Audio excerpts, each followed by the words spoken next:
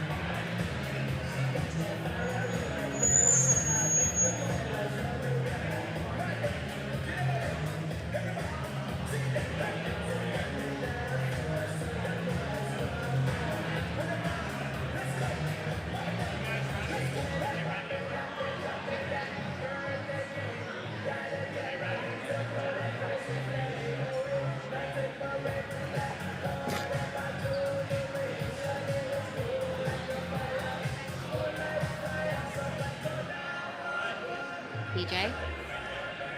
Liv. Oh, there you are. Can you hear me? Yeah. Yeah, I can hear you loud and clear, yeah.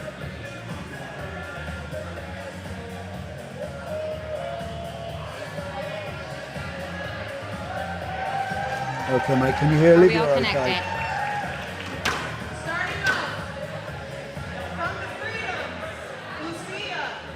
Are we all connected?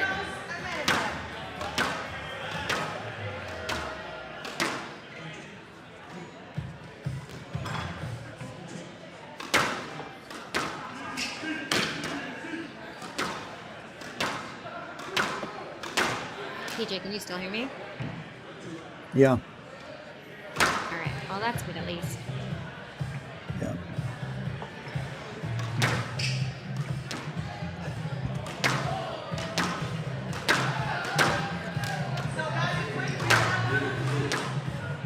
Liv, I think we should just start and carry on and wait till they resolve the technical issues. Yeah, And just I carry, think carry you're on right. like Just a regular program. are we live? Well, I mean, we've got live pictures. Okay. Okay, all right. Okay.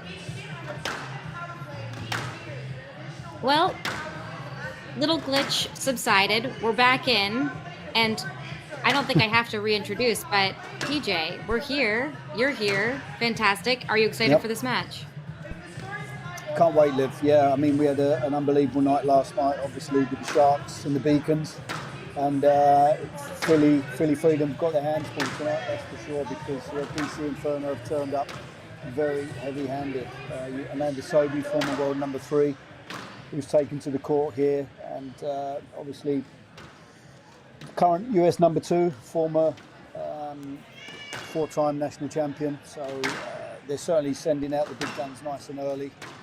And if you look on paper, this potentially could be quite a one-sided encounter. So once again, just like yesterday, Olivia, I'm interested to see how the coaches and the managers set their team out, and how much the tactics can have an impact on the outcome. Because again, as I said, if you look at the lineup, this is very heavy in favour of DC Inferno, that's for sure. Absolutely. I mean, I think last match was very tight.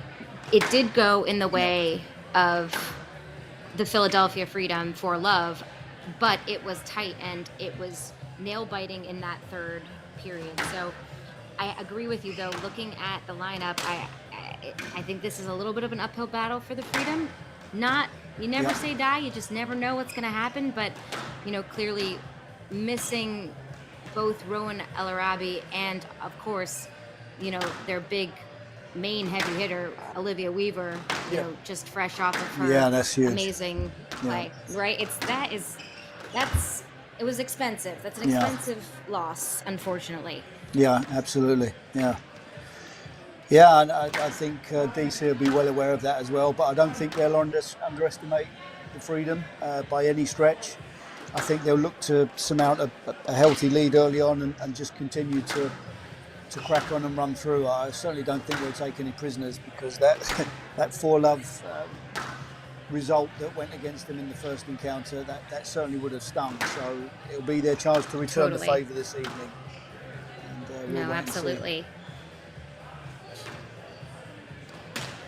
think it's obviously, we talk about going out and trying to make a stamp on it. And is there anyone better Yeah, than Amanda Sobe? I feel like she goes out and she's like, this is how I'm going to play. I'm going to come in. yeah. I'm going to play very smart, but very clinical squash. She never messes around. I feel like this format is actually made for Amanda Sobe. She loves a Well, quick fire, yeah, get the she, job done, right? I mean, she's a big time player, Olivia, isn't she? 3 gold medals in the Pan Yes. Ams, six-time national champion, and 4 college individual national championships. So she's no stranger to the big occasion, and she loves to perform in front of the crowd. So That she yeah, does. I'm interested to That see she what does. Lucia Bautista has in store early on, because she ideally needs to get off to a decent start herself here. But this is obviously a successful Foster? hunting ground for Amanda Sobe. She won an event here earlier on in the year, so I think we're having a little controversy over the power play being called already, right at the get-go. That's a first for me. I have yeah. not seen this. Well,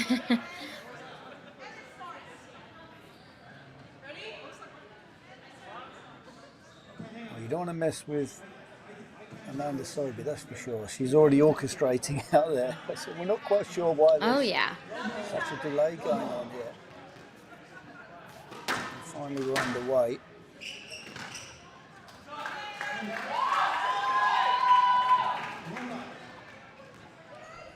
Oh, so DC called it. Okay. So they really are going for the jugular early on here. Then. Seriously. Yeah, they're going Brutal. straight in. Yeah, There is a no mercy energy going on right now. Completely. yeah, Wow. yeah, straight in.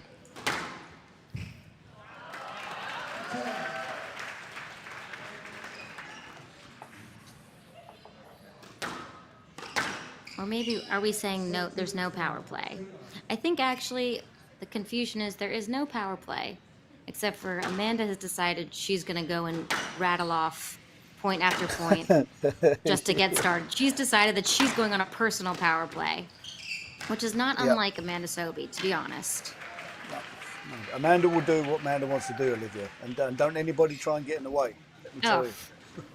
don't I know it? Come on, I've been a part of that. I don't even know what the right word is. I mean, you're talking about all of these historic things she's done. I feel like I have been on the receiving end, on the losing side. Someone has to lose when she, wins those things, right? So to be clear, Don't take it I'm personally, very well aware. Olivia. It I don't. wouldn't have mattered who was in the firing line. They were going to get it. So, No, so absolutely. don't worry. But good to have the Freedom getting on the board here, and hopefully Lucia will kind of get that her footing underneath her and get stuck in, because it is easy to get blown away, right? And Yeah. the presence, I mean, the energy, She's only been on on tour for 6 years. Highest ranking for her was 75 on the PSA squash tour. So there's obviously a real gulf in experience and ranking and level standpoint. So she would have obviously watched Amanda, obviously with the Pan Am Games as well. Growing up, she would have seen how much of a force she's been throughout her entire career. So it can be a little bit overwhelming, these kind of circumstances. No, absolutely. And, I don't know if they've ever played in singles, but actually, I know that the last Pan American Games, Lucia and her partner Laura Tovar actually beat Amanda and Olivia Weaver in softball doubles. Obviously, not played very Wow. frequently.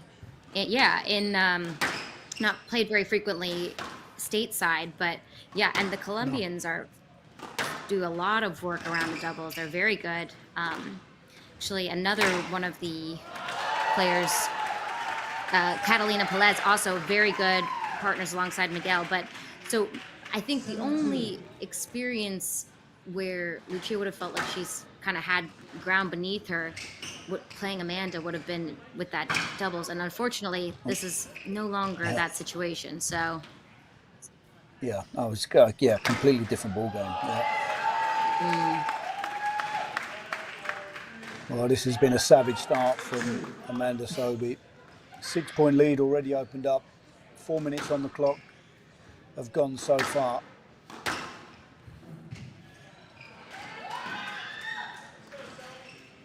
And again, it's such strength in depth. We saw it last night again, Livia, didn't we? Just how strong both teams were, stacking their orders. And you know, we've got Jasmine Hutton also waiting in the wings. She's currently playing her highest ranking of 16 in the world, 2-time national champion for her, and then Lisa Aiken of Scotland, who has 18 years of World Tour experience, former world number 21 as well. So, as I said at the top of the show, this matchup at the moment is very heavily one-sided, and we're seeing that in the scoreline so far. Absolutely.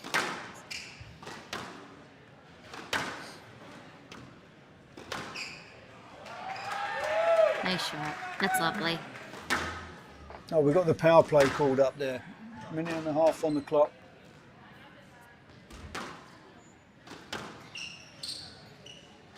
I have to admit, like we kind of touched on this last night, but I'm of the mindset that power play is better to be used a little later on in the period. I don't know. For me, it feels like something that you want to not be casual with calling. Sorry, Liv, I'm just trying to hear what they're saying here. I beg your pardon, say that again, sorry. No, I think... I'm trying to hear what the interaction is between the players there.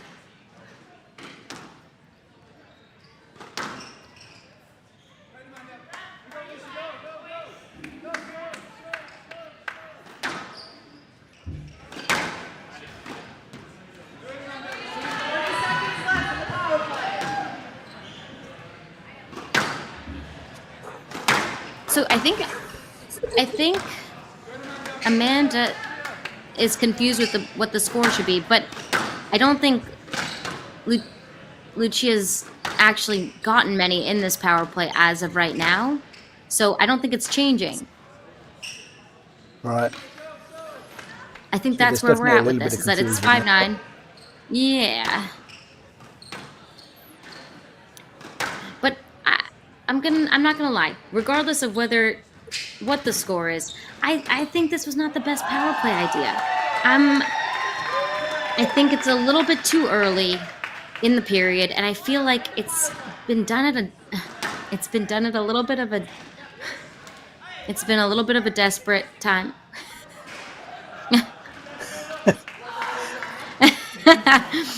I mean, don't mess with Amanda Sobey and don't mess with the score. No, and I'm telling you, just do better, referee. Do better. Yep. Yeah, she's certainly something's annoying her. Definitely, she's definitely upset and flustered about something.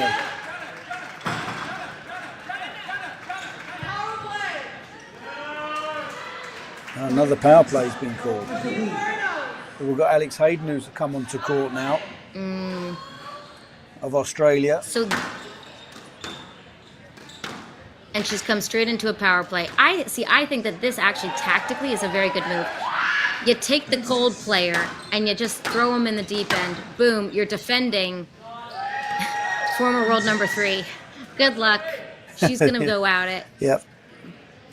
Throws down the gauntlet. I think that's a well-used power play. I think obviously they're going to look to widen that gap. The Inferno want to put the fire on, and I mean, even if it was not a power play, this is going to be a tall ask for Alex Hayden.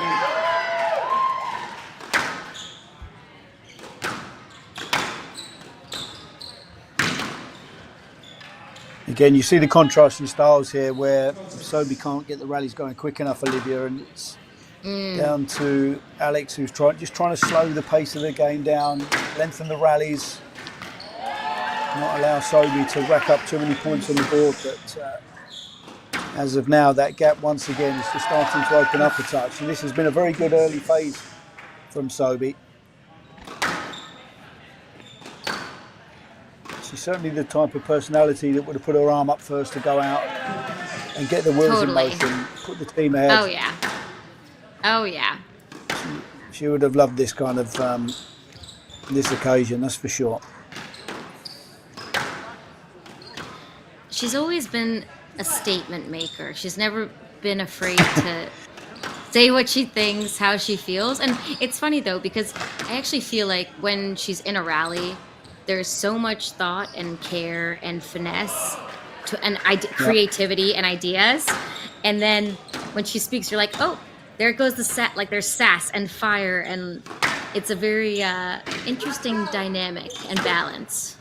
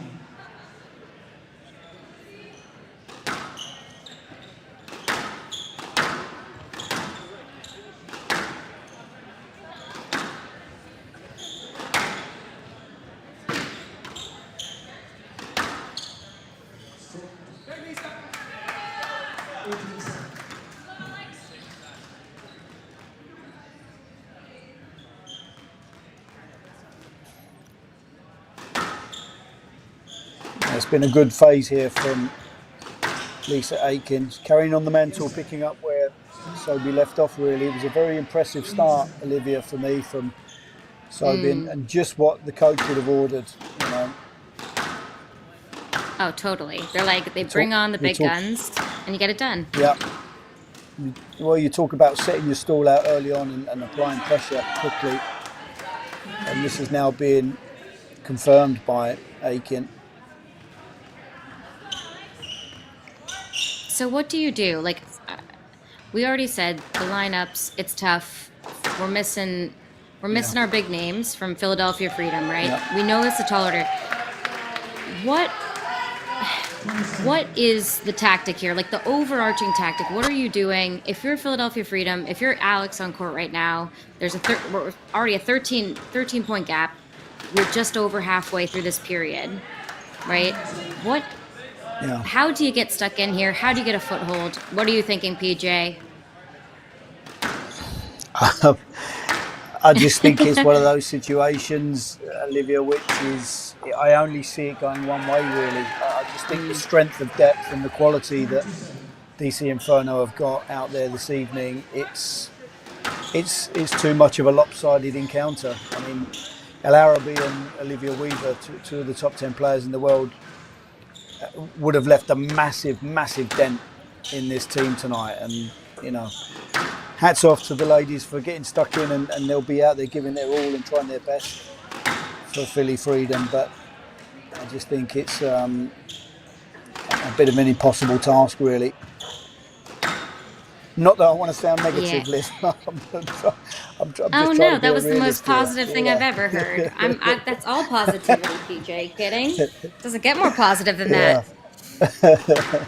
No, I'm with you. It's tough. Like, I think, especially when, you know, you need a little bit of a confidence dip, right? Like, you kind of prayed a little bit that maybe Amanda comes out, makes a few errors, right? Lucia gets a little bit of her feet underneath her. She feels like, okay, I've got a few points on the board. I'm building. But when, Yeah. I mean, this is very tough. I mean, look at this. We're panning to the coaches here. Yeah. Danielle Ray and Mark Brookman, they're looking, I mean, give them a cup of coffee, give them a cup of tea, give them a glass of wine. I think they're looking pretty happy right now. Even with a shot like that, they're looking like they're pretty chill. Yeah. For me, I probably would have put Melissa out a little bit earlier on, just to see if you can kind of stem the bleed a bit earlier on, because to throw that's a good call. to throw Lucia out so early against such a high caliber player in the form of Sobi, I would have gone with the bigger guns, and just I would have put Melissa out just to see who she came up against, and if it wasn't Amanda Sobi, try and get some points on the board of her own, because she's now got such a massive gulf to try and close here. 25-8. It's almost insurmountable, really. I'm going to be honest with you. I actually forgot that Melissa Alves was on this team, because I would have expected that they would have had her out in the front trying to lead the pack. I'm not going to, I think you got to make a statement, and I think making sure that there isn't such a large gap for your big players, even though they can come and rattle off points. I also think that there gets to a certain point where you got to look, it is math, right? There is mathematics and making sure that gap isn't too wide. And at this point, I think even though Melissa also, fantastic hands player, can hit beautiful shots, short rallies, yes. Can she rattle off points and collect? Totally. But the energy is down a little bit, right? You can see it in her body language. She doesn't quite believe it, because she's looking at this. She's like, yeah, you're right. 23-8. PJ, heck yeah, it is a little bit insurmountable. Now you're pulling on, Jasmine Hutton? It's just... Yeah, it doesn't get any better, it's relentless. Unfortunately. No, it's awful. Yeah. Jazz Hutton, obviously two-time national champion, terrific mover, really mobile, the agility. I mean, these two are both great movers, to be fair. But the spring in Jazzy's step is quite impressive. I'm gonna have to say that serve was significantly down. I would say not even I would say it was significantly down, but Heidi ho. Yeah. Not that the DC Inferno need any help. No. At this That's moment. the last thing I need. Yeah. No. Yeah, it's good pressure. No, I think it's good work from others. It is. I think at this point, what you just kind of trying to get yourself a little bit more confident, a little bit more comfortable on this court, get a little bit of run into your legs, and start setting yourself for the next period. The crowd certainly enjoyed that one, Liv. Yeah.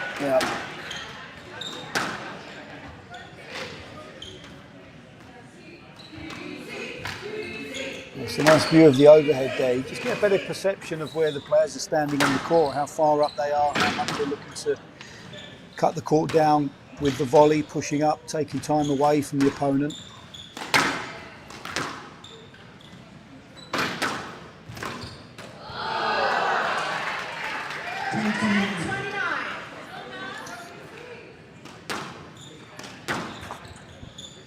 Four minutes left on the clock, 20 points to close this massive gap that's opened up. You might even call it a canyon. I think we can go for canyon. Is the descriptive word. It's large. It's large. This is tough.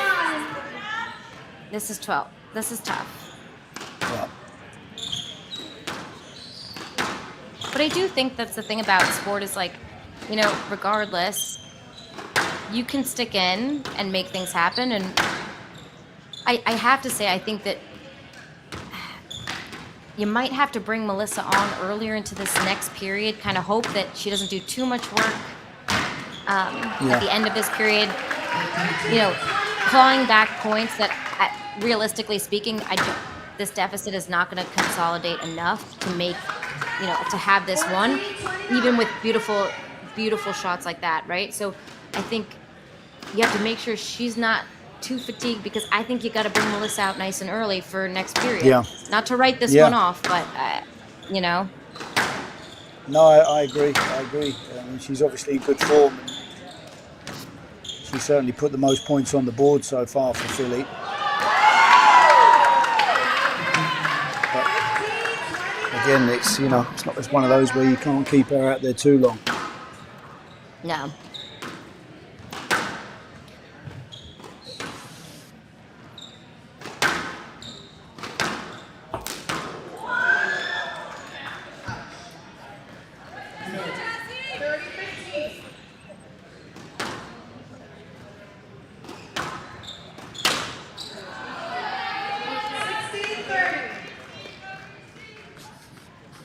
Yeah, scoreboard's just gone a little bit awry, I think. It's 16-30 in favour of DC Inferno,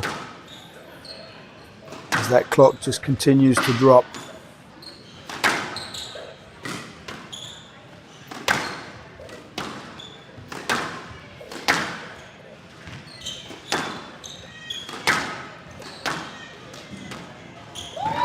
That's a beautiful touch.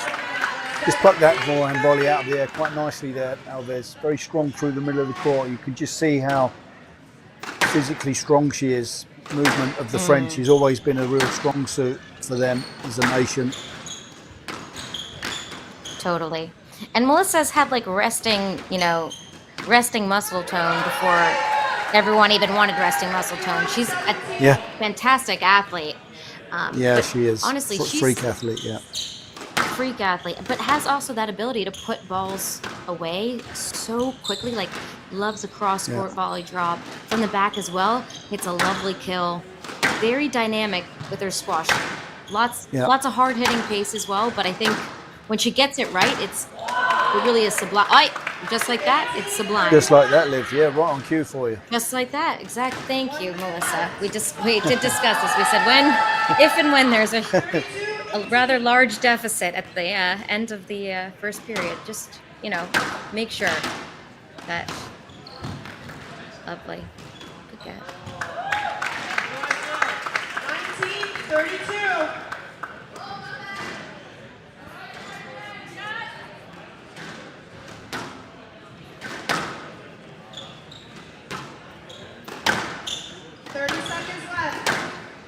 Well, obviously, it's no surprise that the point deficit and the gap has been closed significantly by Melissa Alves. The unfortunate news for Philadelphia Freedom is, at the moment, Alex Hayden and Lucia Bautista, I just don't think that they're going to be strong enough to mount enough of a challenge against the other two players. So it's going to be a very, very tall order for them to try and get any sort of headway into this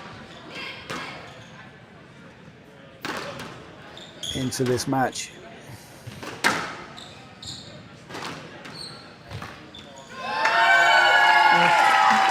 Beautiful. What a perfect rally to perfectly describe the tidy and rather lethal, surgical even, if you will, display from the DC Inferno. Wow.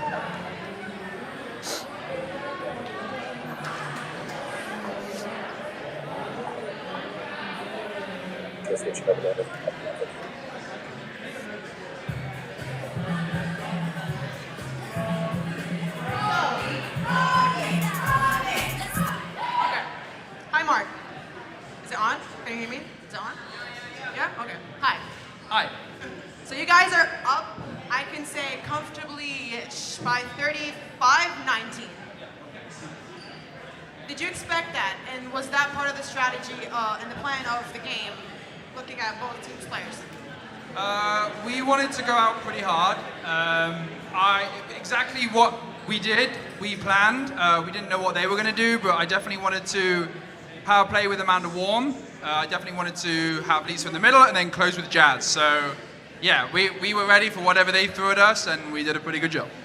And if your plan did not go well with whatever they had in their hats, would you have another plan or no? Yes, absolutely. Me and Danny were discussing. I think the girls kind of have a bit of a outline of what they want to be doing in the second. But yeah, we're all business right now. Love that. Good luck in the period two.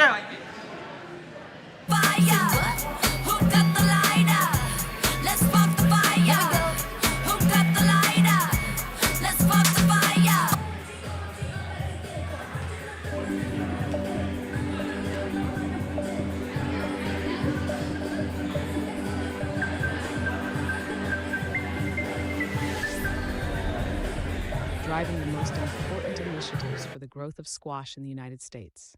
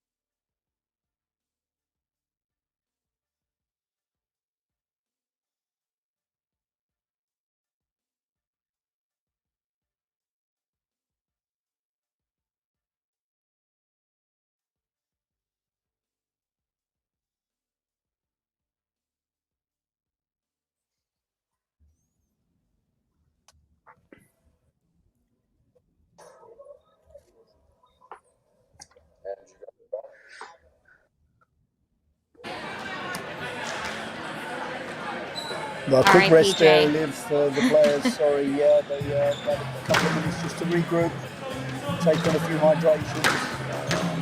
Although the rallies weren't really that closely contested until the last phase for Jazz Hutton, really. So, just from what we saw in that first period, Olivia, I just think it could be more of the same this evening. I just think the Inferno have come out with a real purpose, and obviously with the caliber of players that they've got, with the exception of Melissa, I'm not sure how they're going to get stopped here. Yeah. Again, I think it's such a hard line to toe, right? Like at the end of the day, Yeah. you need to go and put points on the board, right? And I think you got to bring Melissa out early. I think you got to make sure she's on there. I think you want to keep her warm so that she keeps going. She's feeling good, even if maybe she didn't get as many points as she wanted on the board. I think that's what you're doing.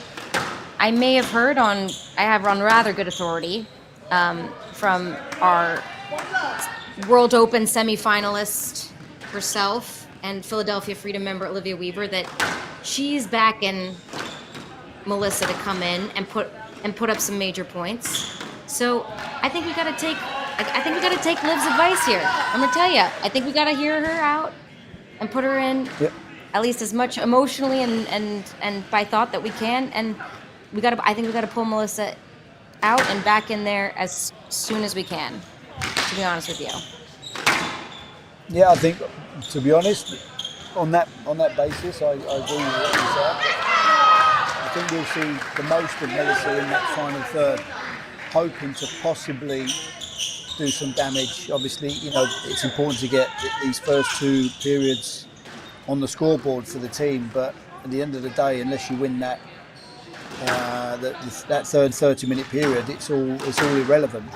And maybe with Freedom understanding that they're without two of their top guns, they're just going to bank on trying to have a good third period. I mean, that's the only area that I can see where they're going to have any sort of chance, and then maybe go down if they can get that far to to the shootout situation if they're tied at 2-2. But right now, again, this is more That's the a good same. call. It's almost a carbon copy of the first period, with Inferno just absolutely romping through this early phase.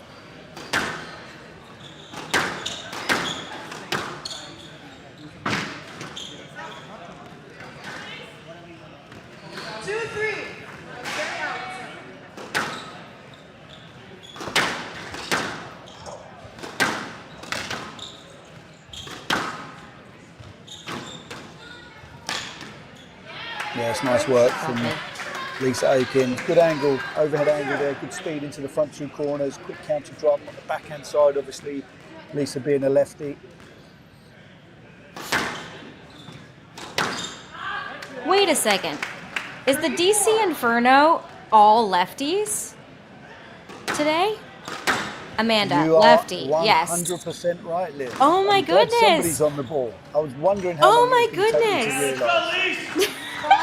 I've obviously, I'm I not knew all along, but I didn't want to give it away. clearly. I was like, wait a second. Something there's something Yeah. here that is interesting. I feel like you never see that many lefty. And wait a second. PJ, we've got you as well, a lefty. Hello, lefty. Yeah. That's There's the first thing you there's a lot of notice is lefties fellow going on lefties. here. Yeah. Wow. It's I have to say, it's hard to play. Lefty squash is different, right? I 100%. think Yeah. it is do you feel that you would calculate how to play your rallies differently based on not just forget, okay, yeah, your backhand's on a different side, forehand's on a different side, but even just the way that the movements correlated with right-handed players? Did you feel like you adapted to that more? 100%, yeah, because as kids we're always taught to play to the opponent's backhand side, and the majority of players, especially when you're younger, you don't have the discipline or the patience or even the racket skills to continue to hit back onto my backhand. So a lot of my activity and the majority of my rashes was always down that forehand area. So obviously not only do you get a lot of practice, but also just the way the dynamic and the swing and the movement work. I feel that the game does favour a lefty. I do feel that. I think we can hold and do certain things with the ball on that forehand side that the right-handers don't really do. So I totally agree. The Achilles heel to that, though, is lefties generally have poor backhands. So in comparison, so yeah, it's a tough one. It's a bit of a double-edged sword kind of thing. And actually, Alex Hayden's doing pretty well here. Yeah. Yeah, it's a great start from the Freedom. I believe Alex is actually based in Edinburgh. I think there is a larger contingent of Australian players there. Obviously, since Donna Lobbin kind of has asserted herself as the Harriet Walked squash coach, I think that she's brought a lot of these younger Australian players over to the Edinburgh base.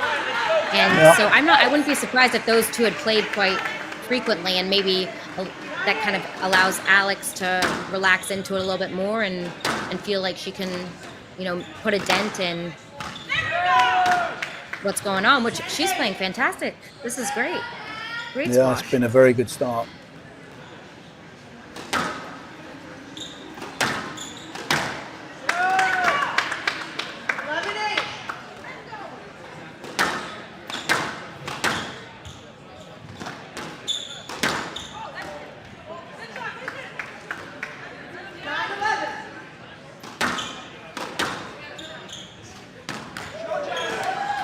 That's lovely. Alex has done so well here to really, even though it's a very small lead at the moment, to get this lead, just if she can just hold on to it a little bit longer, keep that little bit of a deficit, it would be so fantastic. Yeah, I think if she can hang in there, Olivia, and just keep this scoreline as close as she possibly can, and and then bring on the big guns in the form of Melissa, who can hopefully open up a bit of a lead. But it's Lucia now that's taken over the mantle, and I just think she's got to keep. Obviously, she's the lowest ranked of the players out there this evening, and needs to. We've got the power play for DC, so they really again want to press on and open up here. Yeah, I think I actually saw a little hand gesture from Jazz being like, all right, let's throw one on there. Like, I'm ready for this power play. And again, that bringing the cold player on and throwing him in the hot seat, tactically very smart. Oh, tactically very smart.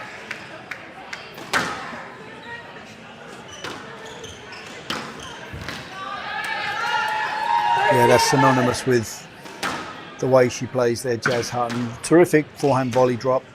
Lovely technique.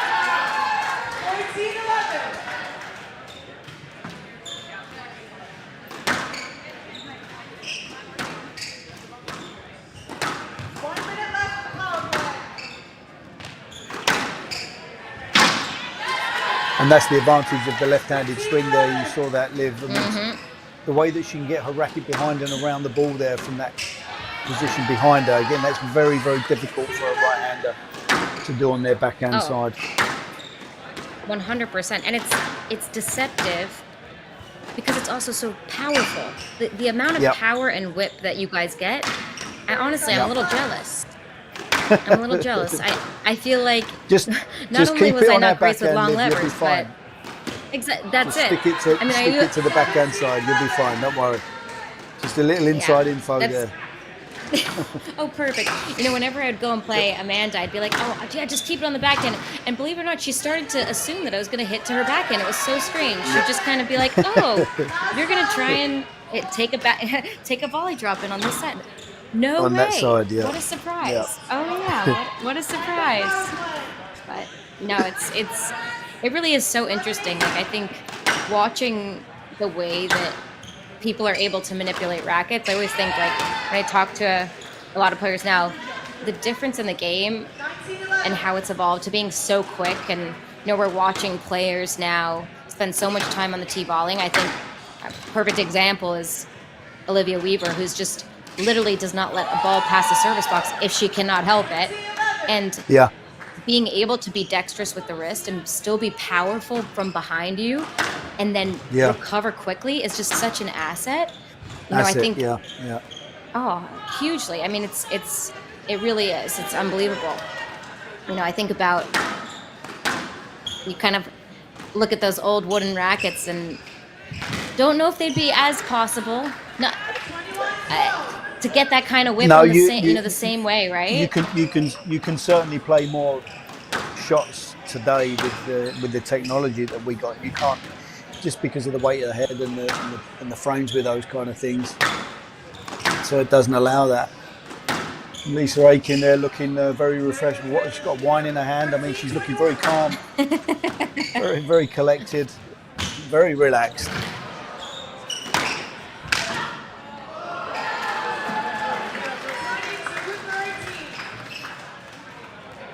And this gap is starting to grow again. I mean, it's so. Alex Hayden did such a great job, but it's just the depth of this Inferno team it's hard, right? There's no player where you feel like, okay, I'm gonna get a little bit of give here, right? Like every single player on this team is lethal and ruthless. They're on a mission. They're not gonna give you anything. It's brutal. It's brutal. And also, in contrast to that, obviously, Olivia, you've got Philly Freedom, as we see her here. You've got such a stronger number one, and then just looking at the rankings, the drop off from 1 to 2 and 3, it's so significant. I just can't see how Melissa's going to make any inroads here. Again, she's been brought on in this second period the second half of the second period, and she's got 10 points to try and close. So it's a tough night for her. And she's coming on cold. You've got Jazzy's out there, and she's been buzzing around for a couple of minutes. The body's warm. It's alert. It's awake.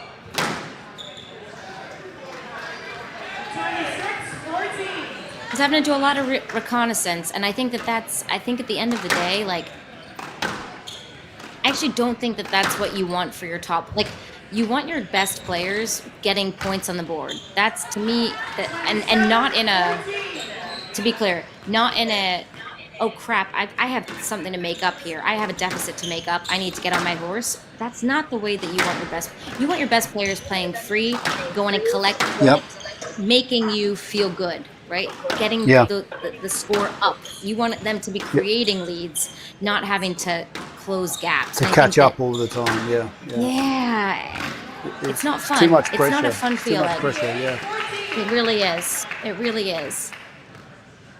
You know, and I think about sometimes when you watch, you know, a regular match, there is an element of, okay, some people can loosen up, you know, they lose a couple of points, and then they can kind of claw back a deficit. But for some reason, I think that the energy in this, because you do come on cold, because, you know, your next player, it can change a dynamic. They can come in feeling good or not feeling good. A power play could be called. Someone substitute. You think a good matchup happens and things change. It's just very hard to get comfortable, I think, if you are not in the lead from the beginning. 17-29.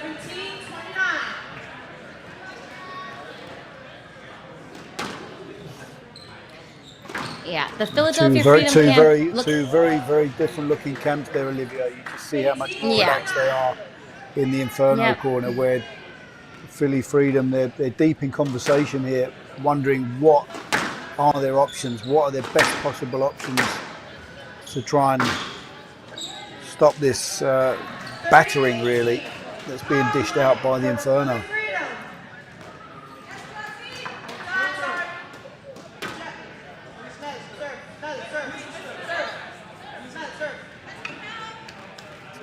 Okay, well, there's the roll of the dice. Philly Freedom now calling out the 2-minute power play. So it's only the Freedom that can put points onto the board here. Even if Jazz Hutton scores and wins the rally, no scores will be added to their score line. So can they close this gap?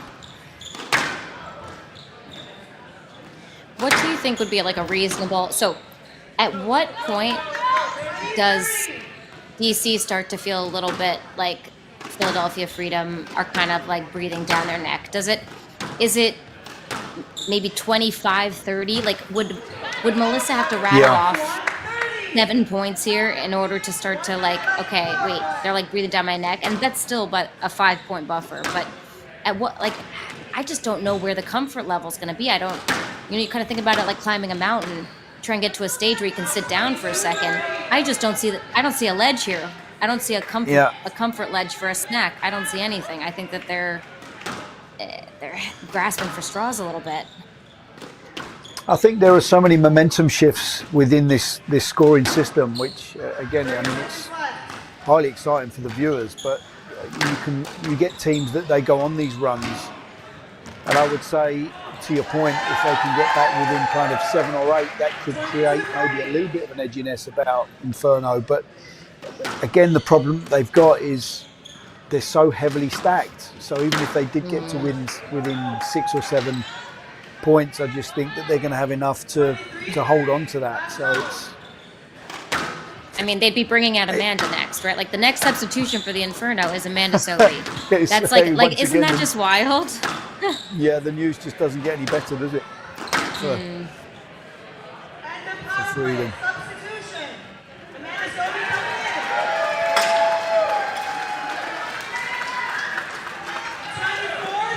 Well, that was a solid performance there from Jazz Hutton. I thought she certainly contributed nicely. Didn't allow Freedom to really close that gap.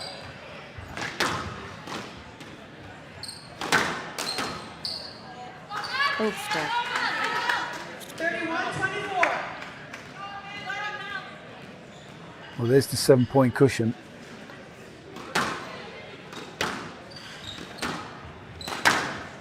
which is the good news. The bad news is it's Amanda Sobey that she's got to deal with. Probably one of the stingiest players on tour, I think. Yeah. You may get 1 or 2 unforced errors, but you're not going to get any more than that. And she's got the luck as well, just to make it worse.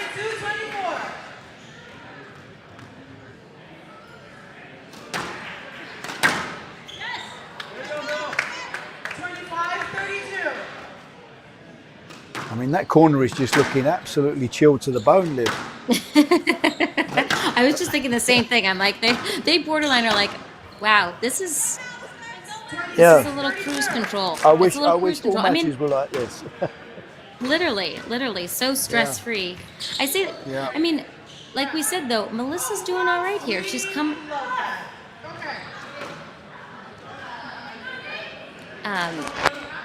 You know, she is not like incomplete. It's not completely out of the question, right? It's 26-32. She's in with a shot. Like it's not completely. No, it's This is not a lot completely closer written than off. the first period. It's a lot closer than the first period. 33-26. 33-26.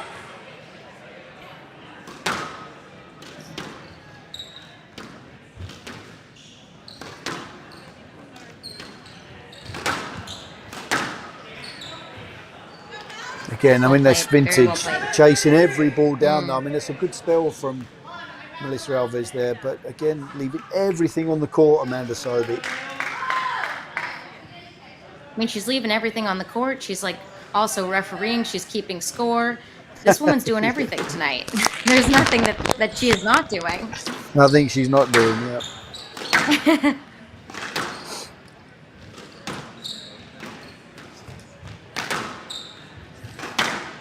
You actually score any wins over Sobey in your time on tour, Olivia? Oh God, that's brutal. You had to bring this up, PJ. I thought this was the Sorry. deal. I wasn't going to bring up your shampoo commercials, and you weren't going to bring up the fact that I didn't score. Okay, to be clear, technically speaking, there is one. I have one in the win column. It may or may not have happened when Amanda was 2-love match ball up and then tore her Achilles on top Oh, of a shoot. mountain in Colombia. Oh, So to shoot. be clear, technically speaking, is that in my had the fat lady sung? Technically not at that point. Okay.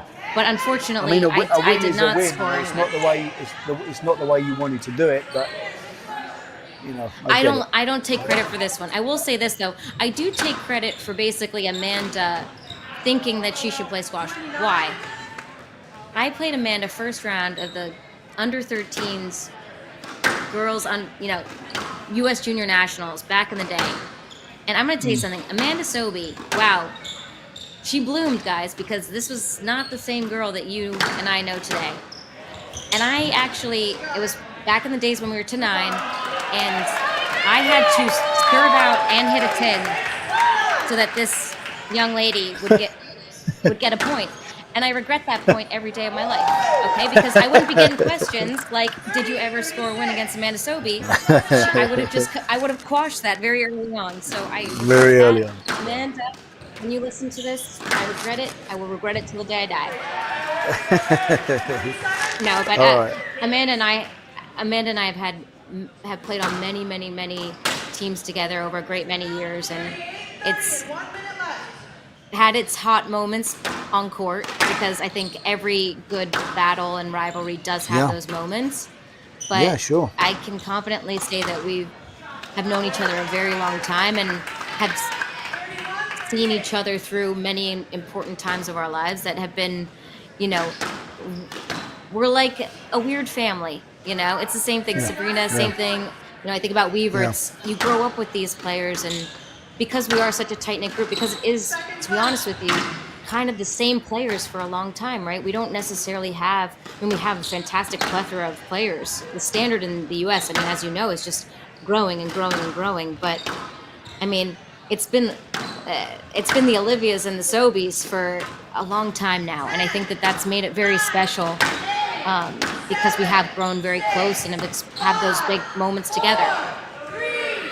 But alas, this is not meant to be for the Philadelphia Freedom for the second period, and that too goes to the DC Inferno.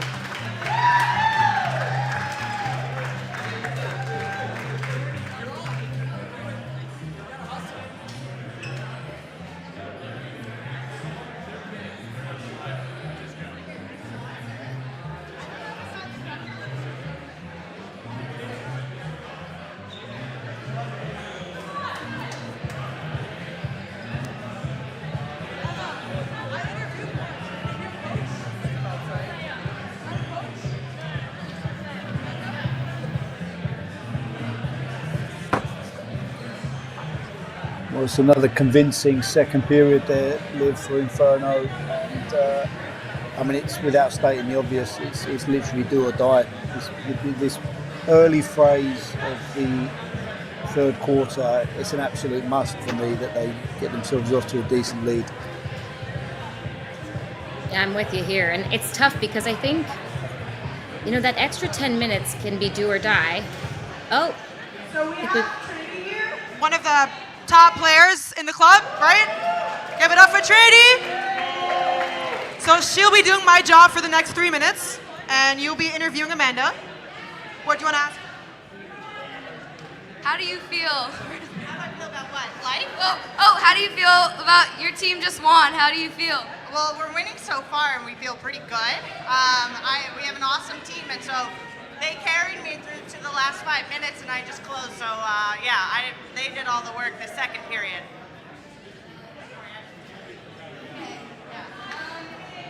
What is your favorite thing about like your team in general? Like, The people, 100% the people.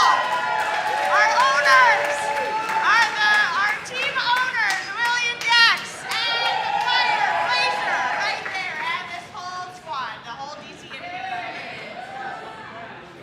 thank you. Thank you.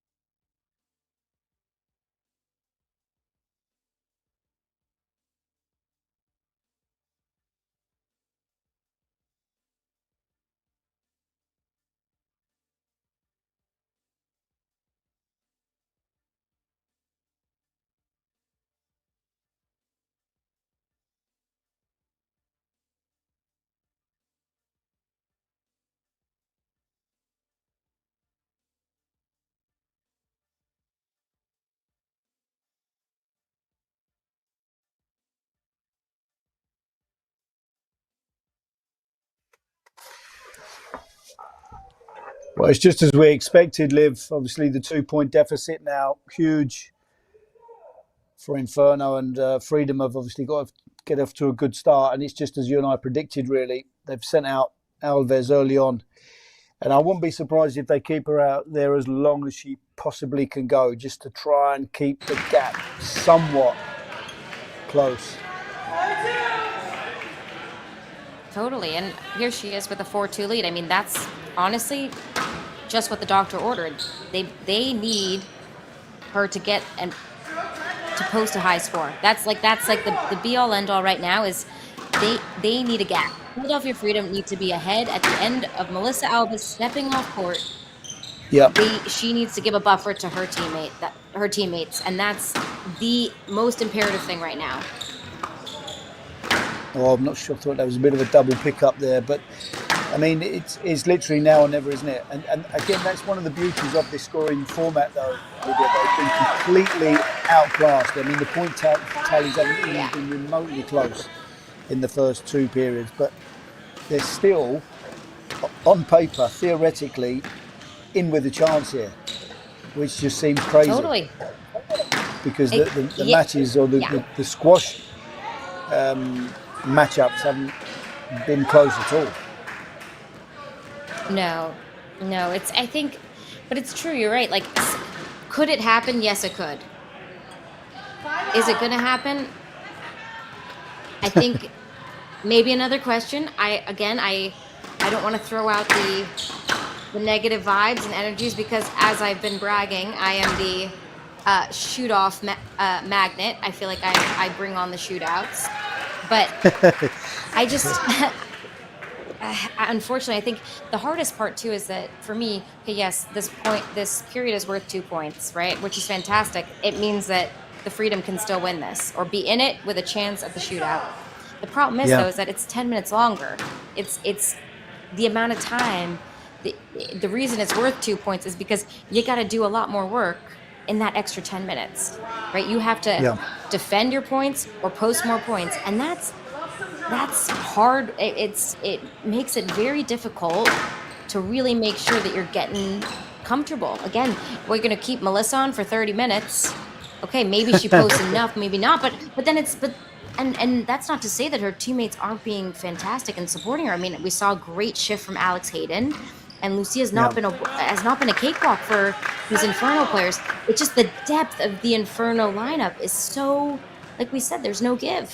Where's the breath of fresh air? There's none. There is none. No. They do also have the luxury of an extra minute in the power play, don't they? So they a do combined indeed. total of 3 minutes that they can use that power play. If this is done wisely and properly, this is where the strategy and the tactics will certainly show.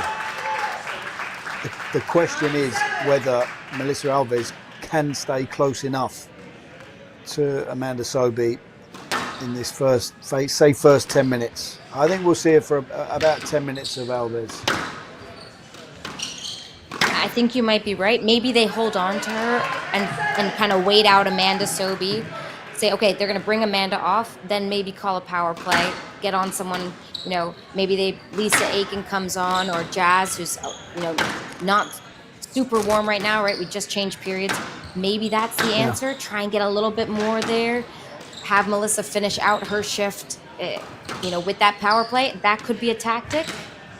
But it's also one of those things where you, again, like you said, you need to be kind of in a stone's throw distance to feel good about making that decision, right? 100%.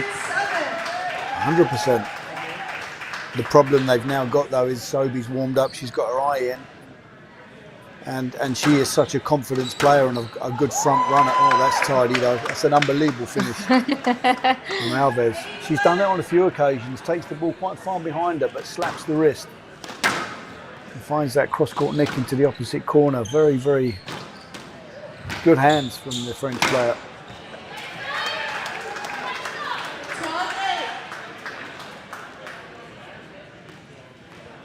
She just needs about 50 more of them. I think if she hits, if she could just slap them in, all right, we're cooking. But yeah.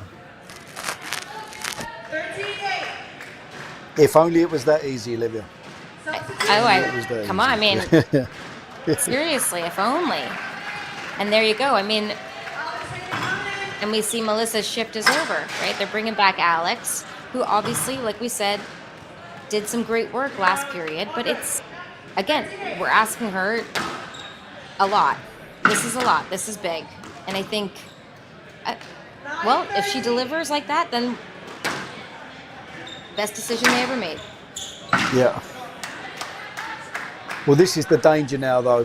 This is the danger because Alex has come on, and if Sobi continues to play the way she's been playing, I think she could rack up quite easily a 10-point lead here, and I just think that will be unretrievable really, Yeah. for the Inferno. Yeah, the beginning of the end. I agree. Yeah. I agree. 10-14.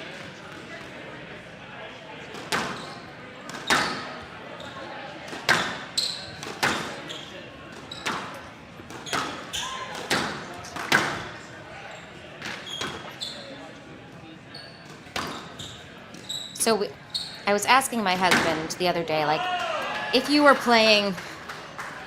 an NSL player, do you think Yeah. that people would play play power plays, as in your team would call a power play when you were playing, or would Yeah. other teams call against you? For Alan Klein, very simple. I said he would never play a single power play because no one would call a power play. His team wouldn't call a power play for him because he's not Yeah. exactly Mr. Shots. And people Yeah. wouldn't call them when he was playing against him because he defends and he wants to run around. What Yeah. do you think? Would you be Mr. Call a power play? I'm going to rattle off these points. Wham, bam, thank you, ma'am. Or are you Mr. Defense King? Or are you somewhere in the middle? I would be somewhere in the middle, actually. It all depends. If we had a good lead and I was confident, then especially on the forehand side, I had the ability to rack a few winners away. But Of course my you did. strong suit was Of course you did. would have definitely been the more attritional side and retrieving and keeping the ball in play. So I probably would have been the 2 to 3 string, Liv. I think that would have been where I'd have been best served, to be honest. I certainly wouldn't have been like The meat and Rania Shaws or potatoes. your Shabans. Yes, exactly. Meat and potatoes, man. I got it. I hear Exactly. you. Yeah, exactly. Boring, basically. It's perfect. Honestly, boring Yeah. squash is good squash. Simple squash is good Yeah. squash. Yeah, it certainly can be. But I would have loved this format. I think that this scoring system and this format, it certainly makes. I mean, at the moment, obviously, it's quite one-sided as we're seeing. But if you, like we saw last night, if you get the matchups right, it can just be edge of your seat stuff. 100%. I just feel like it's just coming home to roost how much of a miss players of Olivia Weaver and Ronel Arabizilka. I mean, just how much they are missed in and out in a lineup like we're seeing here for Philly Freedom. I mean, I'm sure Liv will be absolutely gutted she couldn't feature tonight because she'd have been a massive addition to this squad. Totally. I mean, it's hard. I think there's clearly such a wonderful energy. The team camaraderie is such an important bond. I feel like even more so than, I know that you obviously played many times for England, and that bond that you create with those other players, with your teammates, are for life, right? But I also think that there's an element of to share a score is a very different thing, right? Like usually it's okay, your point counts towards the grand total. But in this format, that you are sharing this, you feel very responsible for how, if your teammate is set up or not, right? Yes, okay, Yeah. I could be leading 1-love in matches, the team could be down, so on and so forth. But this in particular, it's very tangible, it's very textured. Ooh, I left a hole for my teammate, or I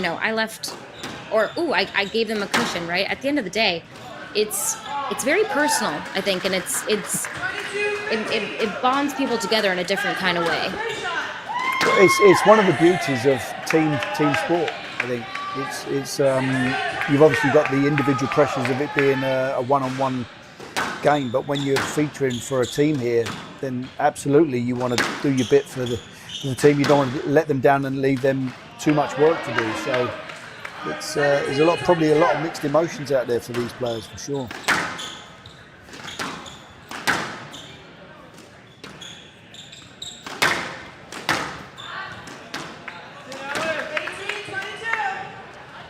she's doing well For here me, again, Alex, though, to be fair. yeah. She's doing really well. Yeah, I think you got to give her a nod. I feel like I think that of all of the Philadelphia Freedom players, Yeah. I think I got to give her the credit of The woman player of the the team match, award. kind of. Yeah, the player of team the, award, yes, yeah. exactly. I Yeah. feel like Yeah. it's a tall ass, right? She's kind of under fire for most of this time, but I think that she's done well here. She's competed well with players that on paper are, they're ahead, but she's battling hard. The energy is high. I feel like she's done really well here. I mean, there's not much you can do about that, right? One loose ball and Jasmine Hutton's taking in balls like that.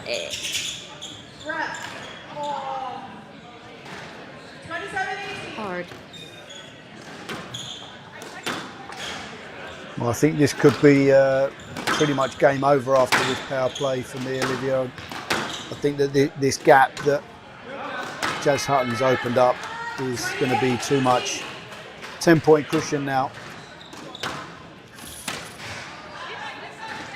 Yeah. Too much. And It's going to be a little bit too much.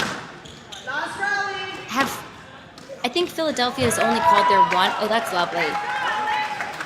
But they've only called their 1 minute power play so far. The Philadelphia Freedom. Right. Do they still have a 2 minute power play? I believe they Yeah. do. So maybe something, but again, it's.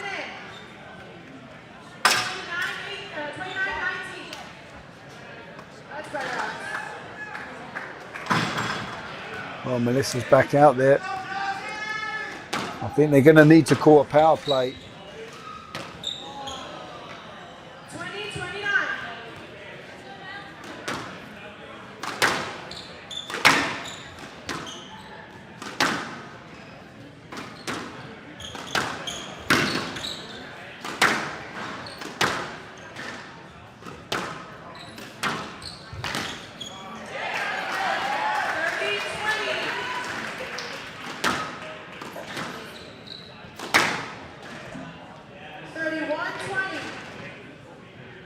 Jasmine Hutton just looks so confident. I feel like she just knows what she needs to do, knows what she wants to do. She's like, I can take risks, but they're thoughtful, they're calculated risks, they're not over the top. Yeah. She's setting a tone, really. It's very professional, very, very professional squash.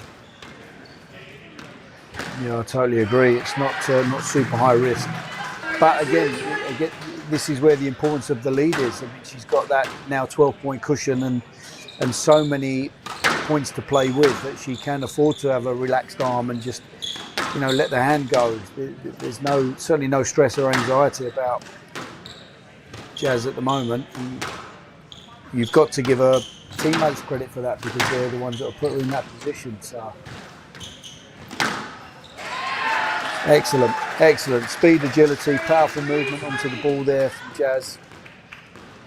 Body language for Melissa Alves just looking ever so slightly dejected here.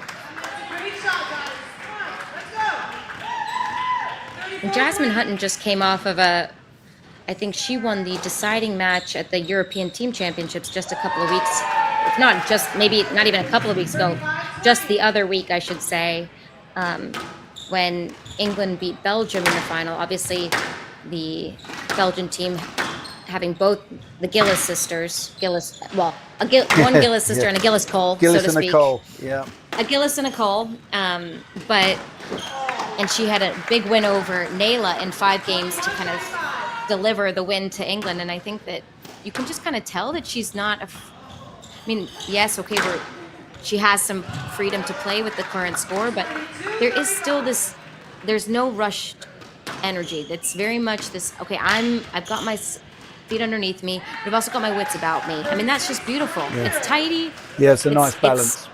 It's class. Yeah, it really is. It's class.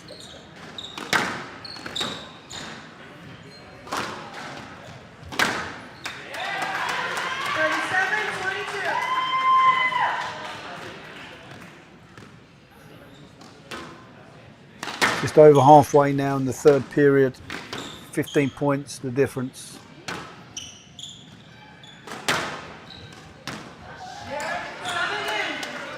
This is not looking good, PJ. I'm not.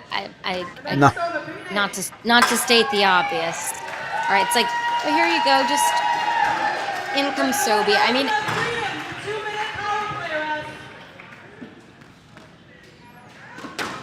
this is just really hard. This is a tough match. Oh. Referee Sobi back on. She's back here. Don't worry, everything's under control.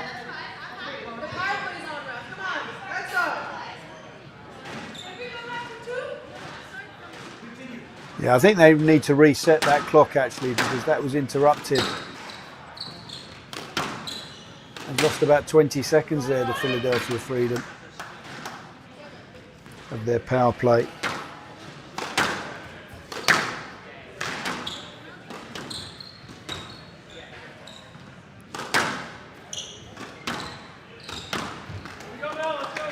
Lovely. Yeah, it's a beautiful finish. Again, the good strength through the middle of the court from Alves.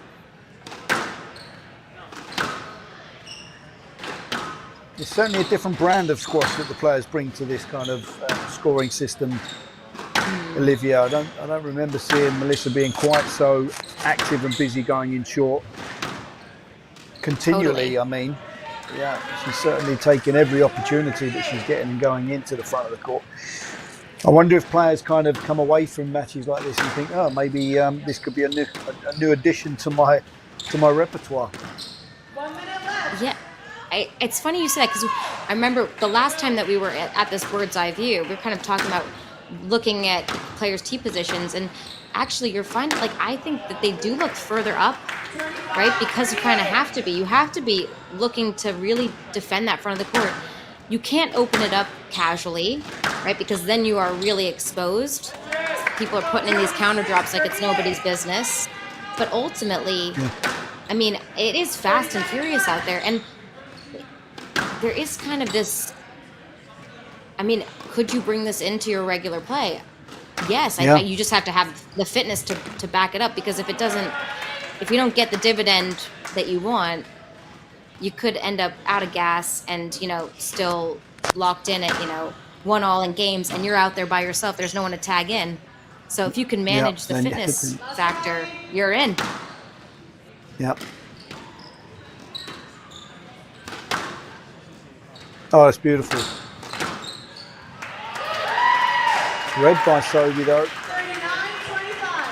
I'm just so impressed with this, with Amanda Sobi, Olivia, how she's come back from that double Achilles rupture and still out there. I mean, she's won events and she's back inside the top 10. It's just absolutely. It's beyond impressive. Fantastic. Yeah, it is. It is. Wow. I mean, honestly, as well, like, the level of fitness and intensity of the women's game in the last, I mean, it's been going in a direction that's unprecedented for a while now, but I feel particularly in the last kind of 4 to 5 years where we've seen this kind of move towards just unreal athleticism, right? They're kind of, I think there used to be a reputation of women's squash where you'd have the athletes and then you'd have like the squash players. And I think what we're finding now is that everyone is an athlete, a phenomenal athlete, and everyone's a good squash player. And I just think that sports science is adapting. Everyone is training to the best and smartest of their ability. They're putting in hard work. These players are uncomfortable 99% of the time that they're in training, right? And for Amanda to have come back from the first one, so impressive. But this second one, that's just insanity. It's insanity because people are just getting stronger and faster. More things are being developed, and she's going and starting again. I have found this. I had a baby 8 months ago. Nothing harder than starting over. And this woman has done it twice, and to a level, right? And to a level that is one of the best players in the world. I have so much admiration. It's insane. It really is. Yeah.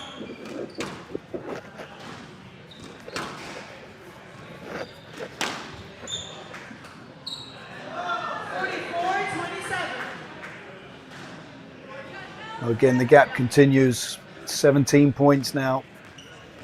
Under 10 minutes left on the clock. It just seems to be going from, not from bad to worse, because it's been kind of the pattern from the very first opening period, really. There's your old British positivity, PJ. Right there. There it is again, just rearing its head. Sorry, Liv. I'm trying to give Freedom a chance here. I'm trying my best, but it's just. We need a little bit more like American crazy optimism from you. Like a little bit of too much, like borderline unrealistic hope. You know what I'm saying? No idea what you're talking about. Nothing is insurmountable. Nothing is insurmountable. We can do anything.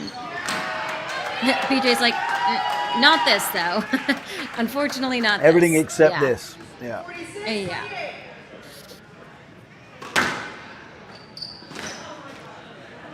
It was a clever serve, straight in the body. She apologises, but that was totally intentional. If there's anyone who means it, it's Amanda Sobey. I'll tell you that. She means it.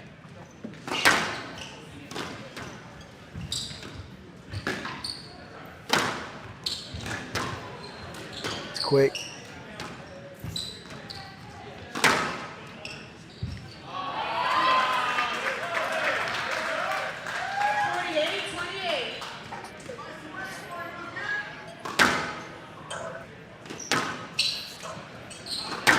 Minutes.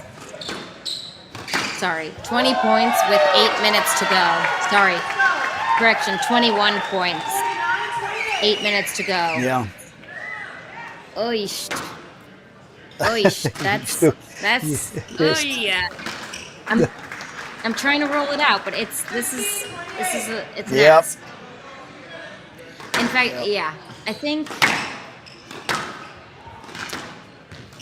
Maybe this is more of a, you live and you win or you learn. There you go. There, you win or you learn. Maybe more of a learning moment. And I think it's hard. Like we said, so much of this is tactical, right? Who knows the momentum shift, or the change in, you change one little thing in tactics, right? You start out, maybe you pull Melissa on first in that first period, and all of a sudden she has a little bit more confidence, and who knows what coulda, woulda, shoulda, so to speak. Clearly, not having Olivia Weaver and Rowan El-Arabi in the lineup has been costly to this Philadelphia Freedom team. But I think ultimately it's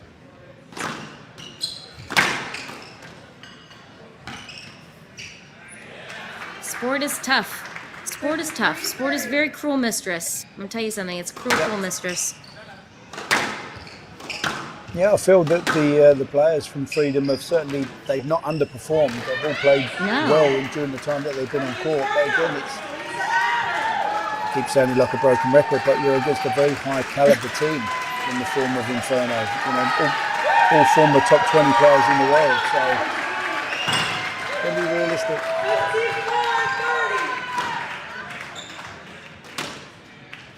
I will say, if they did manage to pull this back, not only would it probably be the greatest story in all of sports ever, but how emotionally demoralizing would it be for whoever was playing at that moment? Like, let's just say Lisa played these last 6 minutes of this period, and they managed to crawl back.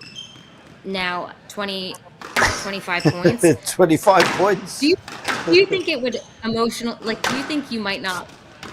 Like, what would that do to a person? I'm not sure. No, she'd be absolutely fine. These It happens. These guys and girls, they're professionals. Oh, and now they've gone for a power play. I mean, they really are going for the jugular. This is just to really make this literally an impossible task.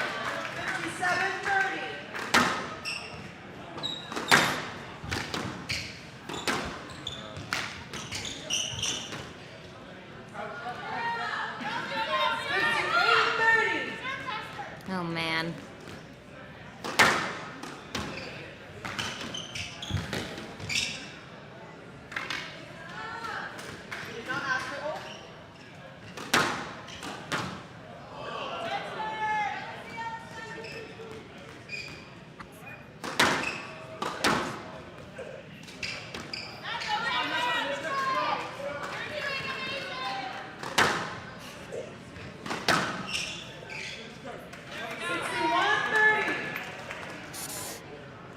30 points the difference, double the score now.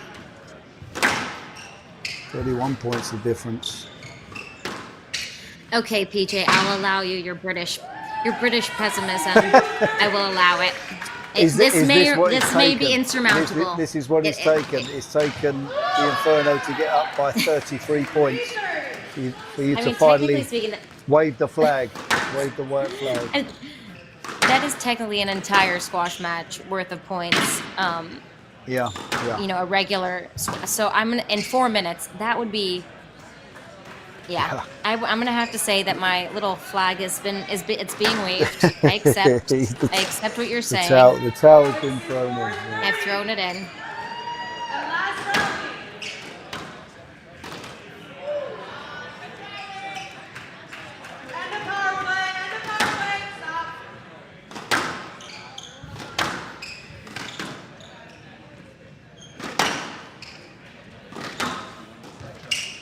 She looks very confident out there at the moment, Lisa Aiken. She's moving very well. No issues with the leg.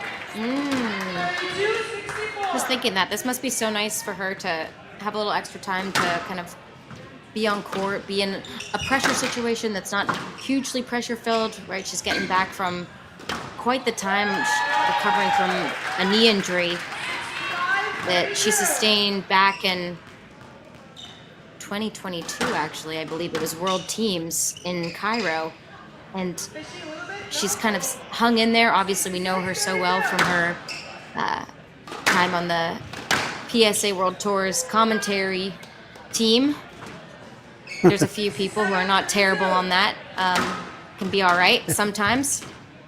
On occasion. But on occasion. But I have to say, I think that it's great to see her playing and back. She's stuck with it, and it's great to see her playing with energy and playing with freedom, making moves like that. Even to see her as explosive and energetic out there, it's just wonderful. Yeah. And she's on fire right now.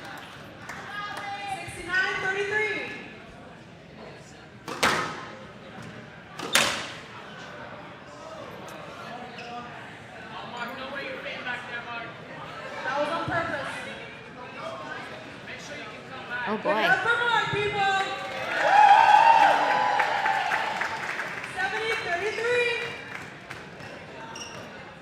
I think that this might be. Mark. Yeah, I think PJ. I think this might be the highest score point tally. That that NSL's ever seen, and even to put them. I mean, we're now on 105 points. Total collectively, let alone the 71 for the Inferno. I mean, that's what a Princeton education gets you, Liv, is it? You can do maths.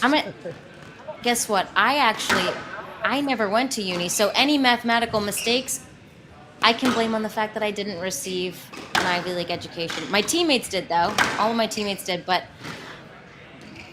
I guess that one I got at the local library. Got a little bit of knowledge, local library. But this is, I have to say, it's It's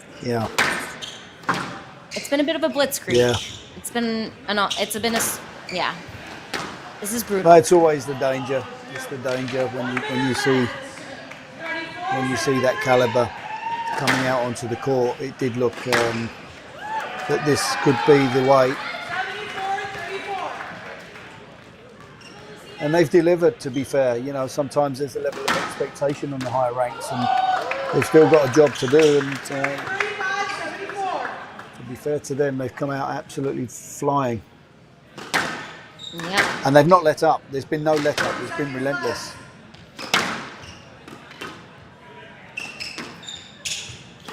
Yeah, no one's gone, oh, is this a little too lethal and a little too ruthless? They've been like, no, more, meaner.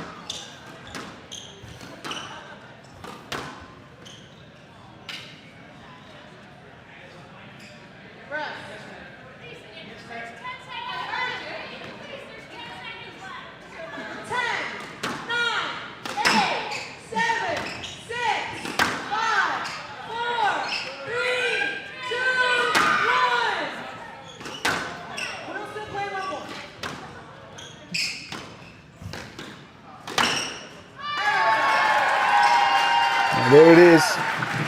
Convincing, clinical.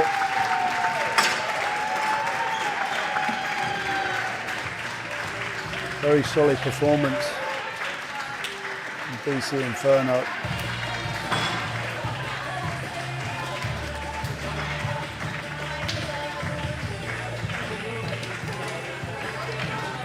You gotta feel a little heavy-hearted for the Philadelphia Freedom because every single one of these team members put in all of the heart that they could, chased balls down, did their absolute best to make the most out of power plays, and it's just, I'm not gonna lie. For the Philly Freedom first. That was a great match. And a bigger round of applause for the home favorite, the Infernos.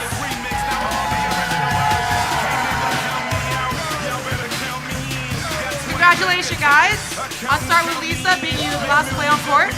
So, you were a little bit still, the score was a little bit higher than you thought it would be, so good. It's a good thing. So, okay, yeah. So, did you still have your same strategy, or did you think that they will come back? And if they did, would have changed anything? Yeah, I think they had to go for it. And in squash, if you don't go for it first, then they'll probably win. So I knew that the tactics I used was a bit panicky and hitty. I needed to go for a bit more aggressive attacking winners. So I just went for it and tried to rattle up the scoreboard and make sure they didn't get looking. Good answer. Yeah. Rachel, you unfortunately not playing today. Okay.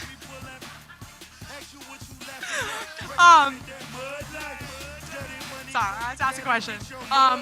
What was your role outside, not being able to play today, but what was your input? What was your input, and how were you encouraging and helping coaching your other team? Hopefully I'm just here, to give them moral support and yeah, just to be here for the vibes and just enjoy, yeah. We love the vibes, yep. And then Jazz, last question.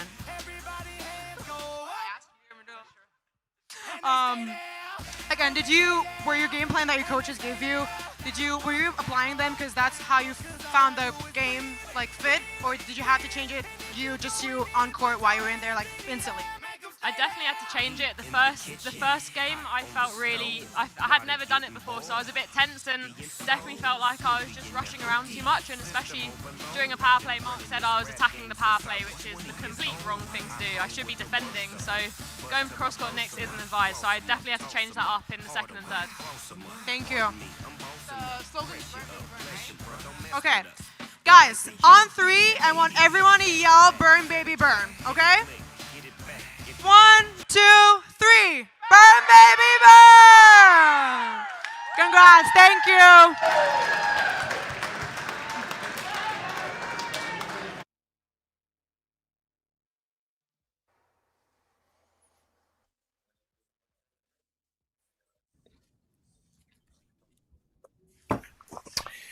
Well, the writing was on the wall, really, Liv, wasn't it? I mean, DC Inferno righting the wrongs from the first encounter, come out with a real purpose, and the big guns stepping up. Obviously, the charge was led by Amanda Sobey initially, and I think Jazz and Lisa also played very well indeed. So dominant performance from all the lefties, and you could certainly tell that Olivia Weaver and El Arabi were a massive miss, but productive night, a good night of squash for the Inferno, and they'll be very pleased with that performance. Absolutely. I think we were treated for some fantastic quality. It's hard. The scoreboard doesn't always tell the story, but I have to say, in this circumstance, we did see just a complete outperformance by the DC Inferno, and I know that moving forward, the Philadelphia Freedom will be looking to really, take charge and get bigger scores on earlier, and hopefully have also their, the top of their lineup is imperative. But it's been a pleasure being here with you tonight, PJ. I've certainly enjoyed it. I know everyone else has as well, and we'll see you guys soon.